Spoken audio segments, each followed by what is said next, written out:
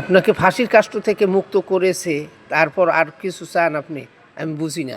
শুনে যাবেন এবং ভিডিওটি বেশি বেশি করে শেয়ার করে দিবেন সবার। তোমাকে ফাঁসির দল থেকে ছুটে আইনা দিয়ে এমপি বানাই দিয়েছি, আরো কিছু তুমি চাও? সুতরাং আমার সবচেয়ে বেশি আনন্দের দিন তারেক রহমান সাহেব প্রধানমন্ত্রী, জাতীয়তাবাদী বাংলাদেশ জাতীয়বাদী দল মানে 2/3 উপরে ভোট পেয়ে সরকার করছে, 100 বেশি চাওয়ার আর কি থাকতে পারে আমার? বলেন, লাখ লাখ কোটি কোটি শুকরানা আদায় করা ছাড়া আমার কিছু নেই। খালি শুকরানা শুকরানা শুকরানা, আর কিছু চাওয়া পাওয়া থাকা উচিত না। বারবার বলি আমি কথাটা, আল্লাহ বলবেন যে বেশি।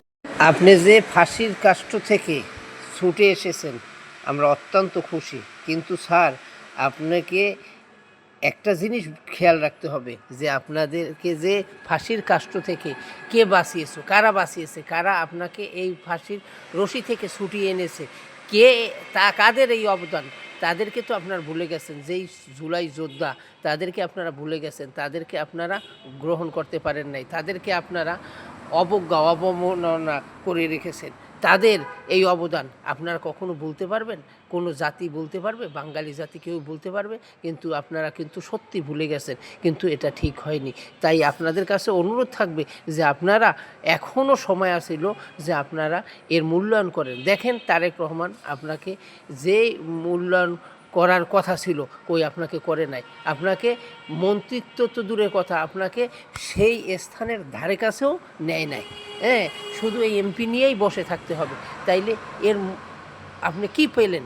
আপনার এই দল থেকে আপনি কি পেলেন? আপনার যে এই দল থেকে পাওয়ার কথা ছিল, আপনার যে এই অবদান, এটা কোনো দিন তারেক রহমান ভুলতে পারবে?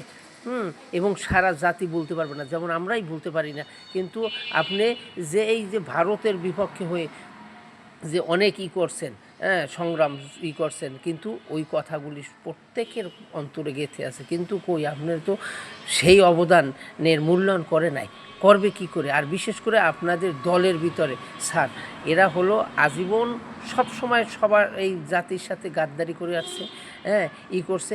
তারা যে প্রতিশ্রুতি, এই জুলাই যোদ্ধাদের কারণে আজকে আপনারা এই তারেক রহমান দেশে আসতে পারছে, এই আপনাদের দলের সবাই মুক্ত হতে পারছে, সবাই অবদান রয়েছে, হ্যাঁ, সবাই সুশৃঙ্খলভাবে চলতে পারতেছেন। এই যে সুন্দর একটা নির্বাচন হয়েছে, নির্বাচনটাকে আপনারা যেই তছনছ করে দিয়েছেন, এবং এইভাবে করে করে তারপরও কিন্তু জামাত ইসলাম মেনে নিয়েছিল। কিন্তু কই তাদের অবদান, তারপর এই যে জুলাই যোদ্ধাদের অবদান, এগুলি আপনারা এখন অস্বীকার করতে আছে আপনাদের দলের লোকেরা।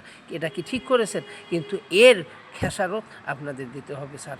সত্য কথা, আপনারা আজ এবং কাল একদিন না একদিন পাবেনই। কেননা এই মাজলুম জনতার যারা জীবন দিয়ে রক্ত দিয়ে জীবন উৎসর্গ করে দিয়ে আপনাদেরকে এবং সারা দেশকে এই ফ্যাসিস্ট সরকারের হাত থেকে বাঁচিয়েছে, তাদেরকে আপনারা ভুলে গেছেন, তাদের অবদান আপনারা ভুলে গেছেন।